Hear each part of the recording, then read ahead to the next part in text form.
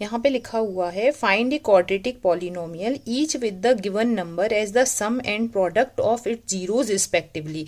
माने हमें क्या दिया गया है, हमें सम दिया गया है जीरोज का और प्रोडक्ट दिया गया है, मतलब अल्फा प्लस बीटा की वैल्यू दी गई है और अल्फा इंटू बीटा।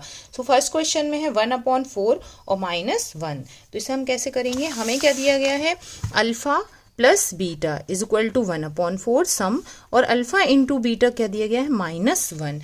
अब आप इस क्वेश्चन को ऐसे भी कर सकते हो, पॉलिनोमियल ले लिया आपने x² minus sum of zeros x plus product of zeros, उसमें पुट करके कर सकते हैं। पर अगर आपको ये 2 नंबर में आता है क्वेश्चन तो आपको बिल्कुल शॉर्ट ट्रिक है, आपको इसी मेथड से करनी है। अब यही मेथड बोर्ड में अप्लाइड होती है। अल्फा प्लस बीटा की वैल्यू क्या है, -b/a।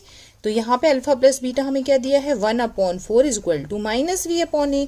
सो v की वैल्यू क्या हो गई, -1। b यहाँ पे माइनस, इसलिए b की वैल्यू -1, a की वैल्यू हो गई 4। अब हम यहाँ पे देखेंगे alpha into beta is equal to c/a। Alpha into beta हमें क्या दिया गया है, -1 इज इक्वल टू c/a। यहाँ कुछ नहीं दिया तो यहाँ हम 1 ले लेंगे।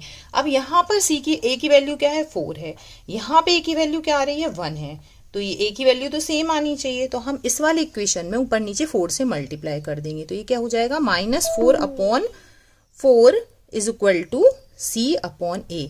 तो यहाँ से आपकी c की वैल्यू क्या आ गई, -4 और a की वैल्यू 4 यहाँ भी आ गई है और आपकी यहाँ भी अपन ने a की वैल्यू निकाली थी। अब आप यहाँ लिख लीजिए a is equal to 4, v is equal to -1 और c इज इक्वल टू -4।